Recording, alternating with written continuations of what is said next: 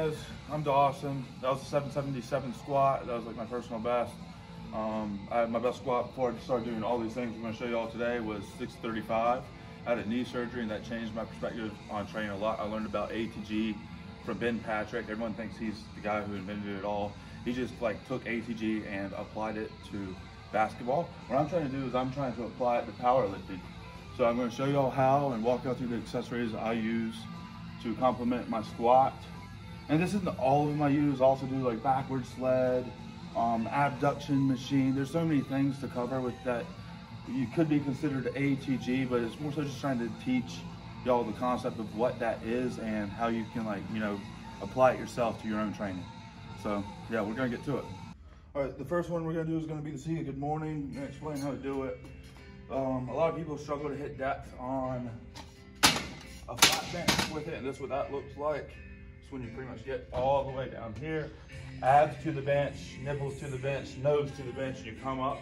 Notice how wide my feet are, how forward they are. A lot of people like they do this and they can't get all the way down. You know, you want to open up that stance and try to get abs to bench.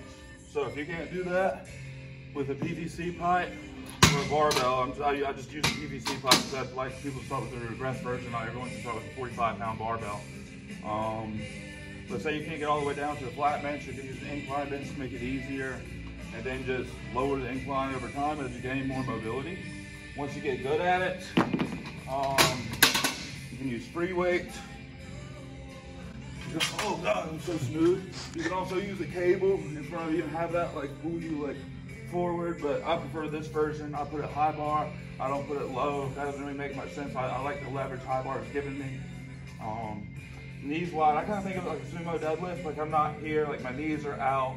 They're kind of a little bit over my ankle, you know, feet forward. And I just try to keep my back neutral. I'm not rounding, I'm not trying to get down here. Like I'm solid, my core is braced, you know, kind of pull the bar down a little bit and my back stops from rolling up my neck. What that helps with in the squat, a lot of times, sometimes I screw up. I'm imperfect like every human is. So I'll fold and your torso and your legs get close, and the power of like driving your torso up, out the hole, up through the bar. Just using your back in the squat basically. This has really helped me build that, and it's saved me a lot from, you know, some squat mishaps where I do get bent forward and I'm still able to make them thanks to my lower back strength. I think my best set is like 345 for 6, might have been 355, it was somewhere around there. I started with an empty barbell. I went like 75, 95, like take your time with the progression. It's a very unique movement. It's something you've probably never trained before, because unlike any other exercise, the gap between your thigh and your torso kind of gets closed. Like when you do a deadlift, a good morning, this gap still exists. So that's what the Tibia good morning offers, the most lengthened position for like your SI joint basically, is how I see it. So yeah, that's the Tibia good morning. The next one we're going to do is the ATG split squat. This is what the movement looks like. This is the same knee I had a surgery on. I haven't really warmed up or anything today. The point of the exercise, notice how my heel is not staying down. You're probably not gonna have the ankle mobility to do this with your heel down. If I was gonna lean forward a lot and try to achieve that, but there's not the same pressure on my knee as with that knee being forward, and adapting to that pressure is what makes the knee strong. You also get a lot of benefits from, you know, the back hip flexor, because the hip flexor is strong in a lengthened position. I think that's good for lower back issues. It's good for pain in the front of your hips. It's good for a lot of things. Now, doing that isn't as easy as I just made that look. I've been doing those for a few years. Most people, especially if you have banged up knees and you've never trained like that forward knee position with like your heel up and you're new to that, like you usually have to start out regressed. Like some people even have to go here or to have two or have a barbell in front of them. Just a way to take weight off that front knee so they can get that fully flexed position, heel to butt. With that knee forward, and I'm not, like I'm upright. Like my chest is high. I'm purposely putting all the weight on the knee, and I'm getting the knee to adapt. Oh, excuse me. And a way to make that a little bit harder would be like that. And then once you get good at that, and then you just continuously use a lower stopper until you're at the floor. And then if you get like really good, you can even elevate the back leg This might be a little too high for me, but YOLO. Oh, shit.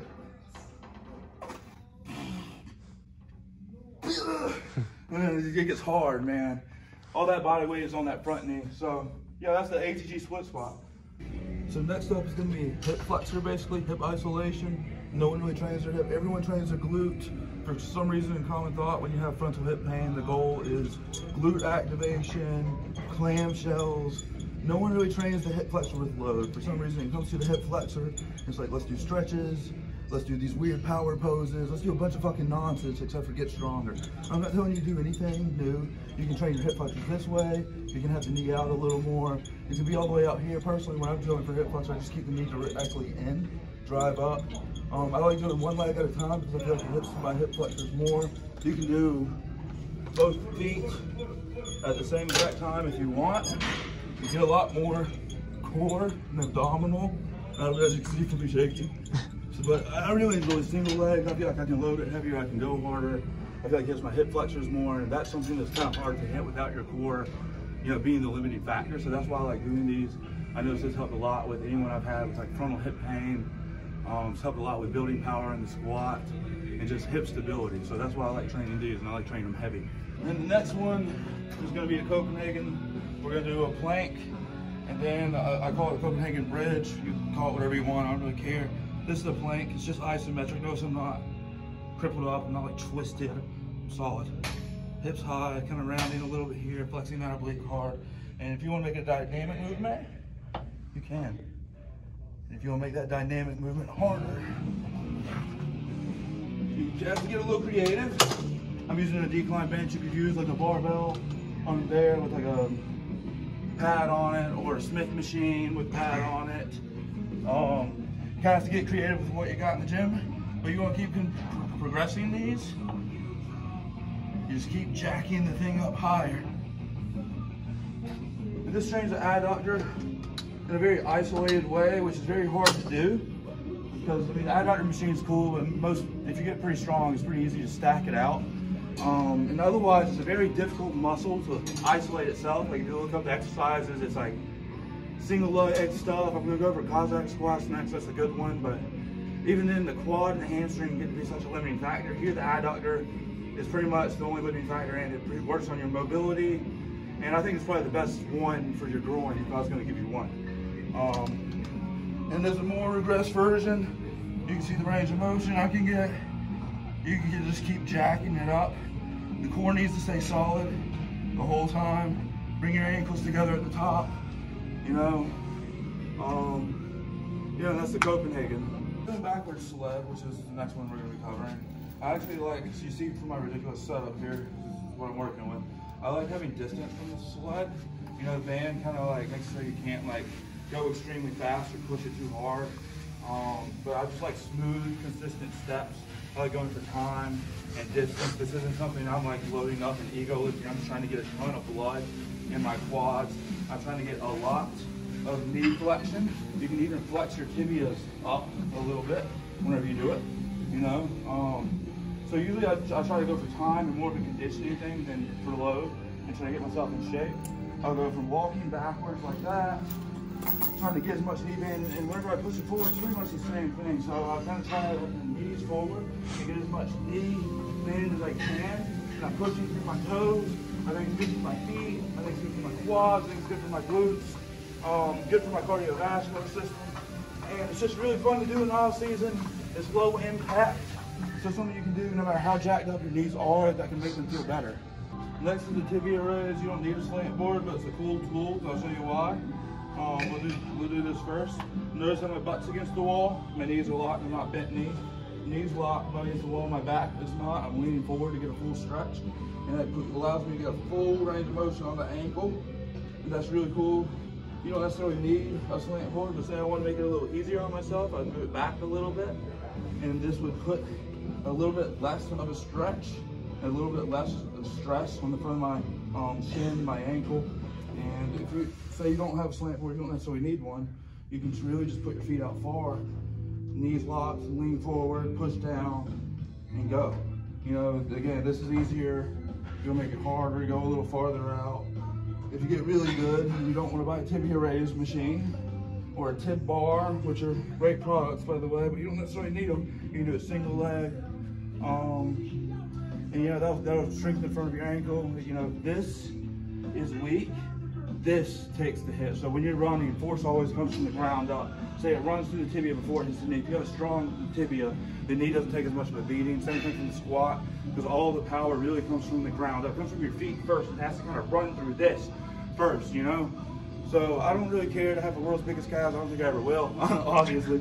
But like, I want to have a strong squat. I want strong ankles, strong knees, and I want, you know, something to kind of rebound off of when I hit the hole on squat. So this kind of helps with all of that. And the next one, smooth man alive. And the next one, since we're on adductor in the groin, I mentioned this in the last slide. This is a Cossack squat.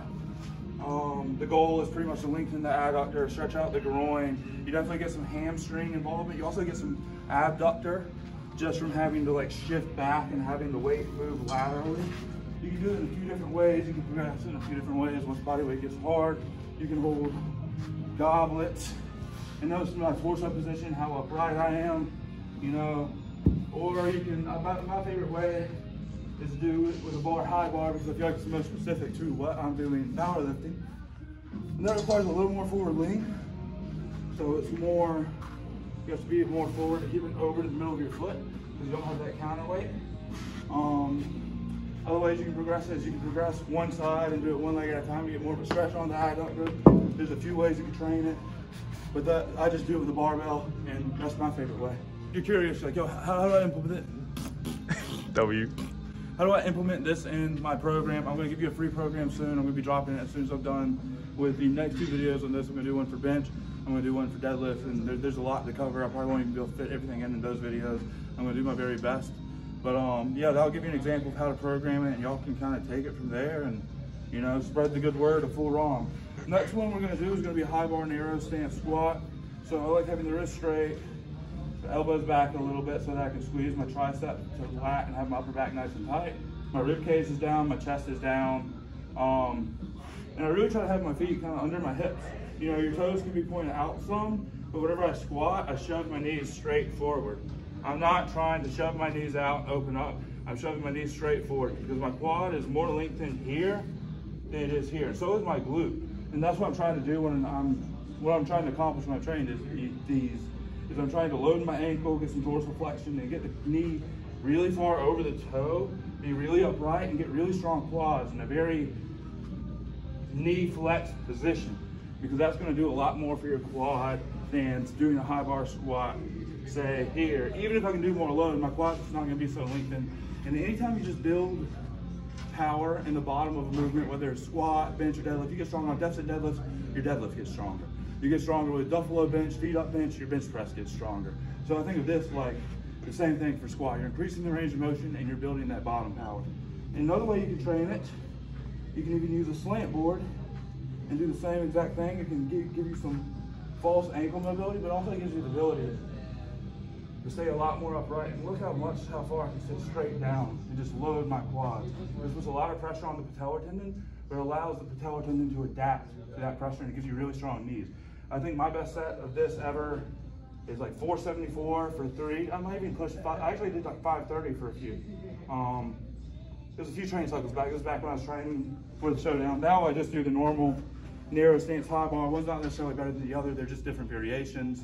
That one's gonna be a lot more humbling and honest. If you get full depth and full knee flexion, the heel to butt rule, that applies to everything. And that'll just blow your squat up. Blow your knees, not in a bad way, blow your knees up. It'll make your knees very, very strong, very, very resilient. And it'll help you bend your knee when you do a low bar squat. Because if you're strong here, you know, this, and having better leverage and moving it through a less range of motion, my knees aren't half as flexed. There's not half as much stress. My hips take more of a hit. You know, when you want to have strong hips like this, that's the reason we're doing the hip flexor raises, the Cossack squats, other things that strengthen that musculature as well.